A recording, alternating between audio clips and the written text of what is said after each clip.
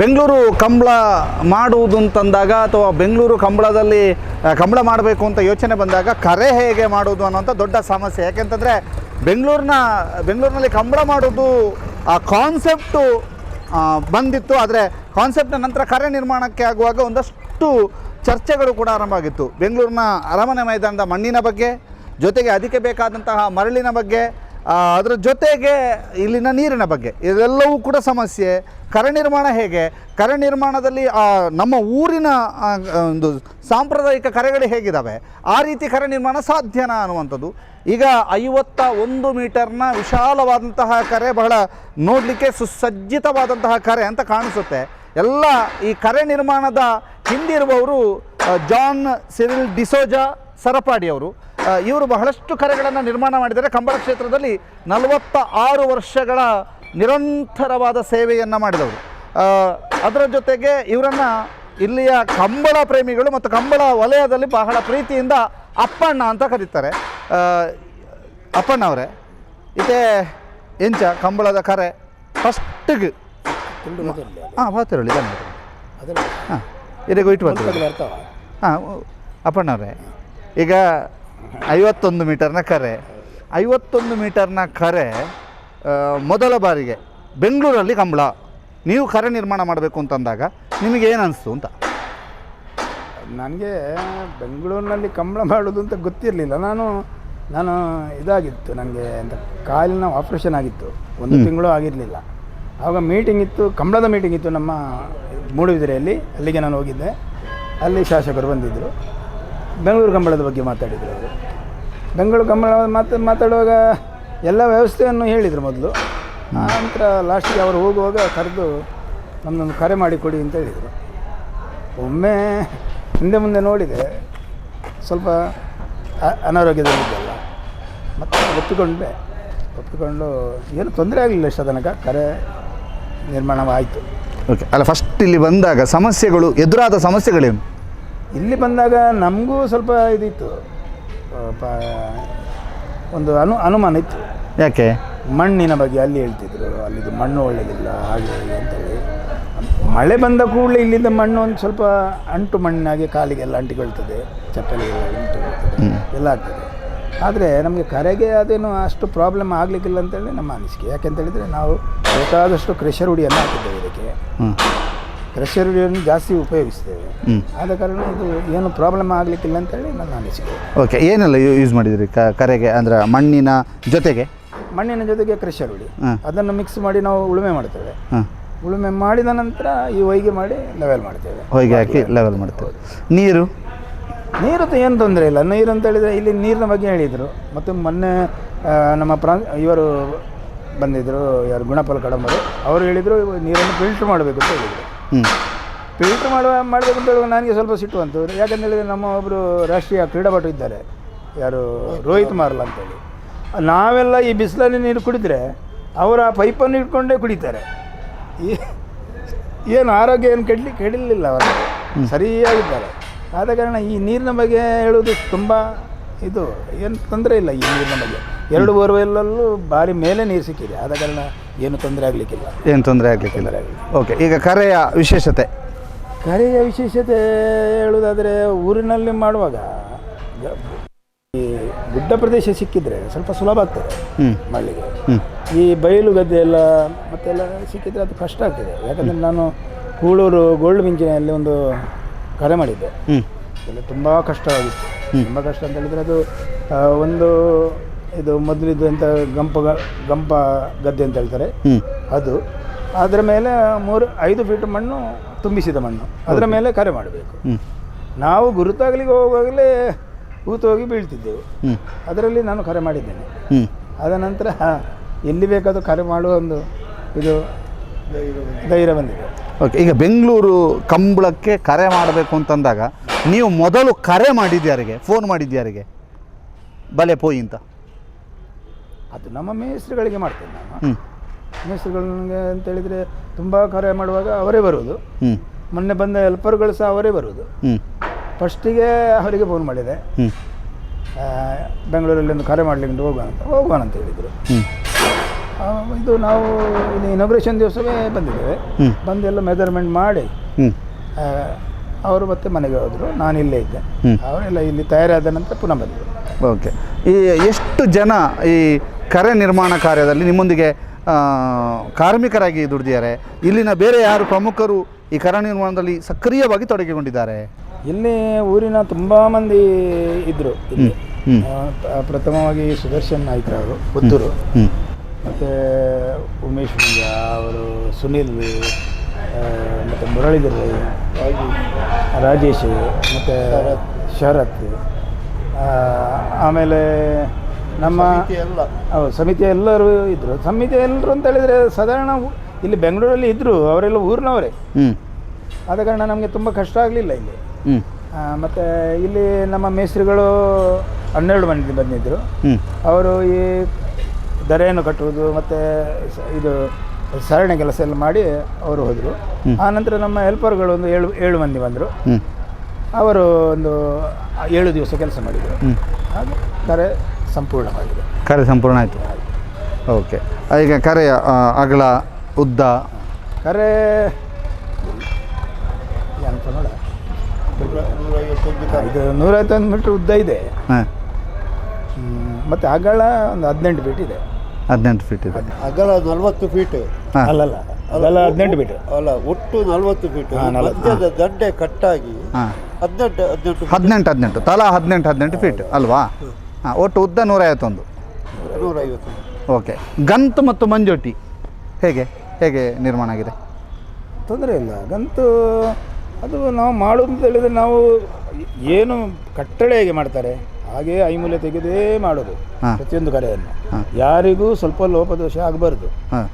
ಅದು ಕಾರ್ಯ ಉದ್ದ ಉಂಟು, ಅದರ ಉದ್ದ ಇತ್ತು, ಇದು ಉದ್ದ ಇತ್ತು ಅಂತ ಹೇಳಲಿಕ್ಕಿಲ್ಲ ಅವರು. ಯಾಕೆಂತೇಳಿದರೆ ಆ ಕರೆಯಲ್ಲಿ ಓಡಿಸಿದ್ರು ಅದೇ ಟೈಮಿಂಗ್ ಬರಬೇಕು, ಈ ಕರೆಯಲ್ಲಿ ಓಡಿಸಿದ್ರು ಅದೇ ಟೈಮಿಂಗ್ ಬರಬೇಕು.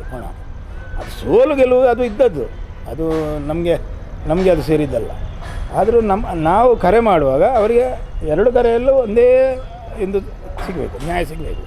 ಹಾಗೆ ಕರೆ ಮಾಡೋದು. ಓಕೆ. ಇಲ್ಲಿ ಕರೆಯ ಜೊತೆಗೆ ನೀವು ಟ್ಯಾಂಕ್ ನಿರ್ಮಾಣವನ್ನು ಕೂಡ ನೀವೇ ಮಾಡಿದೆ? ಹೌದು, ನಾವು. ಅದು ಎಷ್ಟು ಲೀಟ್ರದ್ದು, ಹೇಗೆ ಅದು? ಅದೊಂದು 3000 ಲೀಟರ್ದು ಮಾಡಿದ್ದೇವೆ. ಮತ್ತು ನೀರು ಬರ್ತಾ ಇರ್ತದೆ ಅದಕ್ಕೆ. ಕೋಣಗಳನ್ನು ತೊಳಿಲಿಕ್ಕೆ ಒಂದು ಕೆಳಗೆ ಒಂದು ಚಾವಣಿಯನ್ನು ಮಾಡಿದ್ದೇವೆ ಅಲ್ಲಿ. ಎಲ್ಲ ಸಿದ್ಧತೆಗಳು ಆಯಿತು. ಇನ್ನೊಂದು 2-3 ಕಂಬಗಳು ಬರಲಿಕ್ಕೆ ಉಂಟು, ನಿಶಾನೆ ಹಾಕಲಿಕ್ಕೆ. ಓಕೆ. 6 ಕಂಬ. ಅಲ್ಲಿಗೆ ನಮ್ಮ ಕೆಲಸ ಒಮ್ಮೆಗೆ ಸಂಪೂರ್ಣ ಆಗ್ತದೆ. ಕರ ನಿರ್ಮಾಣದ ಕೆಲಸ ಸಂಪೂರ್ಣ ಆಗ್ತದೆ. ಈಗ ಇಲ್ಲಿ ಬಂದು ನೋಡಿದವರೆಲ್ಲ ಕರೆಯನ್ನು ಓಕೆ ಅಂತ ಹೇಳಿದ್ದಾರೆ. ಓಕೆ ಅಂತ ಹೇಳಿದ್ದಾರೆ ಎಲ್ಲರೂ ಹೇಳಿದ್ದಾರೆ. ಸರ್, ಹೇಗನ್ನಿಸ್ತು ಬೆಂಗಳೂರಿನಲ್ಲಿ ಕರೆ? ಅಪ್ಪಣ್ಣನ ಜೊತೆ ಬಂದು ಕೆಲಸ ಮಾಡಲಿಕ್ಕೆ ಭಾರಿ ಖುಷಿಯಾಗಿದೆ. ಅಪ್ಪಣ್ಣನ ಅನುಭವದ ಎದುರು ನಮ್ಮದೇನಿಲ್ಲ. ಆದರೆ ಈ ಕರೆಯಲ್ಲಿ ಇವತ್ತು ತಂದು ಕೋಣ ಓಡಿಸುವ ರೀತಿಯಲ್ಲಿ ತಯಾರಾಗಿದೆ. ಮತ್ತು ಇದಕ್ಕೇನು ಪೈಂಟಿಂಗ್ ಆಗಲಿಕ್ಕಿದೆ. ಇದಕ್ಕೆ ಬಿಳಿ ಬಣ್ಣ ಕೊಟ್ಟು ಮತ್ತು ಸಮಿತಿಯವರು ಮಧ್ಯದಲ್ಲಿ ಯಾವ ಬಣ್ಣ ಕೊಡ್ತಾರೆ ಹೇಳಿ ಅವರಿಗೆ ಬಿಟ್ಟಿದ್ದೇವೆ. ತುಳುಗೂಟದಾದ ಕಾರಣ ಅವರಿಗೆ ಬಿಟ್ಟಿದ್ದೇವೆ. ಯಾವ ಕಲ್ಲರು ಅವರು ಕೊಡಲಿ. ಅಪ್ಪಣ್ಣ ಹೇಳಿದಾಗೆ ಈ ಕರೆಯ ಎಲ್ಲ ಕೆಲಸಗಳು ಅಪ್ಪಣ್ಣನಿಗೆ ಓಡಿಸಿ ಕೋಣ ಅಭ್ಯಾಸ ಇರುವವರು. ಈಗ ಅವರು ಕೋಣ ಓಡಿಸಿ ರಿಟೈರ್ಡ್ ಆಗಿದ್ದಾರೆ. ಎಲ್ಲ ಕೋಣದ ಯಜಮಾನರ ನಿರಂತರ ಸಂಪರ್ಕದಲ್ಲಿರುವವರು ಅವರೊಬ್ಬರೇ. ಒಬ್ಬ ಸೀನಿಯರ್ ಕಂಬಳದ ಅನುಭವಿ ಅಂತ ಹೇಳಿದರೆ ತಪ್ಪೇ ಅಲ್ಲ ಅದರಲ್ಲಿ. ಆಗಿರುವಾಗ ಅವರಿಗೆ ತೃಪ್ತಿ ಇದ್ದರೆ ಎಲ್ಲ ಕೋಣದ ಯಜಮಾನರಿಗೆ ಇದರಲ್ಲಿ ತೃಪ್ತಿ. ಒಳ್ಳೊಳ್ಳೆ ಓಟಗಾರರಿದ್ದಾರೆ ಈಗ. ಇವರಿಗೆಲ್ಲ ಅಪ್ಪಣ್ಣ ಬಂದು ನೋಡಿದ ಕೂಡಲೇ ಅಪ್ಪಣ್ಣ ಮಾಡಿದ ಕರೆ ಅಂತ ಹೇಳಿದರೆ ಅವರಿಗೆ ಸಮಾಧಾನ ಆಗುತ್ತೆ.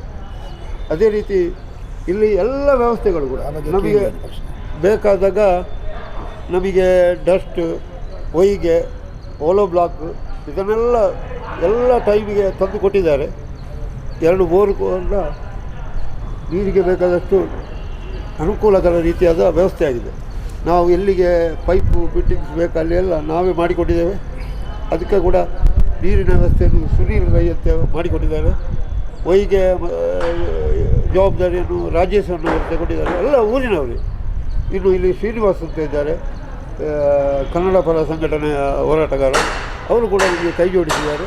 ಮತ್ತು ಗುಣರಂಜನ್ ಅವರು, ಗುರುಕಿರಣ್ ಅವರು, ಪ್ರಕಾಶ್ ಶೆಟ್ಟಿಯವರು ಹಾಗೂ ಎಲ್ಲದಕ್ಕೂ ನಮ್ಮನ್ನು ಇಲ್ಲಿ ಕರೆಸಲಿಕ್ಕೆ ಕಾರಣ ಪುತ್ತೂರಿನ ಶಾಸಕರಾಗಿರ್ತಕ್ಕಂಥ ಅಶೋಕ್ ರೈಗಳ ನಿರ್ದೇಶನದಂತೆ ನಾವು ಕೆಲಸ ಮಾಡಿದ್ದೇವೆ. ಮತ್ತು ಇಲ್ಲಿ ಅವರು ಕೂಡ ನಮಗೆ ಕೆಲವು ಸಲಹೆಯನ್ನು ಕೊಟ್ಟಿದ್ದಾರೆ, ಹೊಸತನ ಬೇಕು ಅಂತ ತೋರಿಸಿದ್ದಾರೆ. ಅದೇ ರೀತಿ ಈಗ ಕಂಬಳಕ್ಕೆ ಲೈಟಿಂಗ್ ಹಾಕುವಾಗ ನಾವು ಇದಕ್ಕೆ ಊರಿನ ಅವರು ಯಾರು ಇಲ್ಲಿ ಲೈಟಿಂಗ್ ಹಾಕುವಾಗಿಲ್ಲ.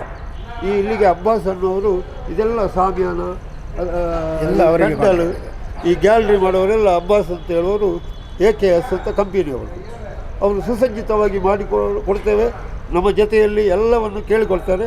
ನಿಮಗೆ ಕೋಣಗಳು ನಡೀಲಿಕ್ಕೆ ಎಷ್ಟು ಜಾಗ ಬೇಕು, ಇದರ ಮಧ್ಯದಲ್ಲಿ ನಿಮ್ಮ ಎಂತೆಂಥ ವ್ಯವಸ್ಥೆಗಳು ಬೇಕು ಅಂತ ಹೇಳಿ ಎಲ್ಲವನ್ನು ಮಾಡ್ತಿದ್ದಾರೆ. ಹಾಗೆ ಇಲ್ಲಿ ಎಲ್ಲ ವ್ಯವಸ್ಥೆಗಳು ಸುಸಜ್ಜಿತವಾಗಿ ಆಗ್ತದೆ. ಎಲ್ಲ ಊರಿನವರು ಇಡೀ ಕರ್ನಾಟಕ ನೋಡುವಂಥ ವ್ಯವಸ್ಥೆ ಆಗ್ತದೆ. ಮಾಧ್ಯಮದ ಮುಖಾಂತರ ಇಡೀ ಪ್ರಪಂಚಕ್ಕೆ ಕಂಬಳ ಅನ್ನುವುದನ್ನು ತೋರಿಸಲಿಕ್ಕೆ ಮಾಧ್ಯಮದವರು, ಅದು ಬಿಟ್ಟು ನನ್ನ ಊರಿನ ಸುದ್ದಿ ಮಾಧ್ಯಮದವರಿಗೆ ಇವತ್ತು ಮಾಡಿದ ಈ ಕಾರ್ಯಕ್ರಮಕ್ಕೆ ನಮ್ಮದು ಎದೆ ತುಂಬಿ ಅವರಿಗೆ ಅಭಿನಂದನೆಯನ್ನು ಸಲ್ಲಿಸ್ತಾ ಇದ್ದೇವೆ. ಮತ್ತು ಇನ್ನೂ ಸ್ವಲ್ಪ ಫಿನಿಶಿಂಗ್ ಕೆಲಸ ಆಗ್ತಾಯಿದೆ. ಇದು 2 ದಿವಸದಲ್ಲಿ ಮುಗಿಸ್ತೇವೆ. ಓಕೆ, ಅಪ್ಪಣ್ಣವ್ರೆ, ನಿಮ್ಮ ಅನುಭವ, ನೀವು ಕರೆ ಮಾಡ್ತಾ ಇದ್ದೀರಿ ಅಂತಂದಾಗ ಊರಿನಿಂದ ಬಹಳಷ್ಟು ಜನ ಬಂದು ಕಾರ್ ಮಾಡಿರ್ಬೋದು, ಕೋಣಗಳ ಯಜಮಾನರಾಗಿರ್ಬೋದು, ಓಡಿಸುವ ಚಾಂಪಿಯನ್ ಓಟಗಾರರಾಗಿರ್ಬೋದು, ಯಾರೆಲ್ಲ ಕರೆ ಮಾಡಿದರು, ಏನು ಹೇಳಿದರು? ತುಂಬ ಮಂದಿ, ದಿನಕ್ಕೆ ಒಂದು 100 ಕರೆಗಳು ಬರ್ತವೆ. ಕರೆ ಹಂಚ ಒಂದು ಕೇಳೋದು. ಮತ್ತು ಯಾಕೆಂತೇಳಿದರೆ ನನ್ನ ಹತ್ರ ಕೇಳ್ತಾರೆ. ಯಾಕೆಂತೇಳಿದರೆ ನಾನು ಅವರ ಎಲ್ಲರ ಸಂಪರ್ಕದಲ್ಲಿದ್ದೀನಿ. ಯಾಕೆಂತೇಳಿದರೆ ನಾನು ಈ ಕೋಣ ಹುಷಾರಿಲ್ಲದಾಗ ಮದ್ದುಗೊಳ್ಳಿಗೆ ಹೋಗ್ತೇನೆ. ಮತ್ತು ಕೊಂಬು ರಿಪೇರಿ ಮಾಡಲಿಕ್ಕೆ ಹೋಗ್ತೇನೆ. ಕೊಂಬು ರಿಪೇರಿ ಮಾಡಲಿಕ್ಕೆ ಹೋಗ್ತೇನೆ. ಅದು ಕೋಡ್ ಸರಿ ಮಾಡಲಿಕ್ಕೆ ಉಂಟು, ಕೋಣಗಳ ಕೋಡ್ಗಳನ್ನು ಸರಿ ಮಾಡಲಿಕ್ಕೆ ಅದಕ್ಕೆ ಹೋಗ್ತೇನೆ. ಮತ್ತು ಎಲ್ಲ ಥರದ ಹಗ್ಗಗಳನ್ನು ಇದ್ದೇನೆ. ಮತ್ತು ಇಷ್ಟು ವರ್ಷ ನಮ್ಮದೊಂದು ಕಂಬಳ ಅಕಾಡೆಮಿ ಅಂತ ಉಂಟು. ಅದರಲ್ಲಿ ನಿರ್ದೇಶಕನಾಗಿ ನಾನೇ ಕೋಚರಾಗಿ ಕೆಲಸ ನಿರ್ವಹಿಸ್ತೇನೆ. ಆದ ಕಾರಣ ಎಲ್ಲರೂ ಒಂದು ಕಡಿಮೆ ಅಂತ ಹೇಳಿದರೆ ಒಂದು 250 ಮಂದಿಗೆ ಕೋಚಿಂಗ್ ಕೊಟ್ಟಿದ್ದೇನೆ ನಾನು ಕಂಬಳ ಓಟಕ್ಕೆ. ನೀವು ಕಂಬಳ ಓಟಗಾರರ ಗುರು ಬಹಳಷ್ಟು ಜನರದ್ದು. ಓಕೆ, ಒಟ್ಟಿನಲ್ಲಿ ಕಂಬಳ 300 ಮಂದಿ ಶಿಷ್ಯರು ಇರ್ಬೋದು. 300 ಮಂದಿ ಶಿಷ್ಯರು, ಮಹಾಗುರು ನಾವು. ಮಹಾಗುರು ಅಂತ ಹೇಳಿದರೆ ಕಂಬಳದ ಓಟಗಾರರಿಗೆ ಈ ಅಕಾಡೆಮಿ ಆಗೋ ಮೊದಲು ನನ್ನಲ್ಲಿ ಶಿಷ್ಯರಿದ್ದರು. ನಾನು ಯಾರಿಗಾದರೂ ತಂದು ಓಡಿಸ್ತಿದ್ದೆ ನಾನು. ಈಗ ನಿಮ್ಮ ಪ್ರಮುಖ ಹೆಗ್ಗಳಿಕೆಯ ಶಿಷ್ಯ ಈಗ ವಂದಿತ್ ಅಂತ ಹೇಳಿದ್ದಾರೆ, ನಂದಳಿಗೆ ಕೋಣ ಓಡಿಸ್ತಾರೆ. ಸುದರ್ಶನ್ ಅಂತ ಇದ್ದಾರೆ, ಮತ್ತು ನಿಶಾಂತ್ ಶೆಟ್ಟಿ ಇದ್ದಾರೆ, ಮತ್ತು ಈಗ ಶ್ರೀನಿವಾಸ್ ಗೌಡ, ಅವನು ನನ್ನ ಮೊದಲ ಇದರ ಅಕಾಡೆಮಿ ಶಿಷ್ಯ ವಿದ್ಯಾರ್ಥಿ. ಹುಸೇನ್ ಬೋಲ್ಟು. ಹುಸೇನ್ ಬೋಲ್ಟ್ ಹೌದು. ಹಾಗೆ ತುಂಬ ಮಂದಿ ಇದ್ದಾರೆ. ಓಕೆ, ಭಾಳ ವಿಶೇಷವಾದಂತಹ ಸಕಲ ಕಲಾವಲ್ಲಭ ಕಂಬಳದ ಕ್ಷೇತ್ರದ್ದು.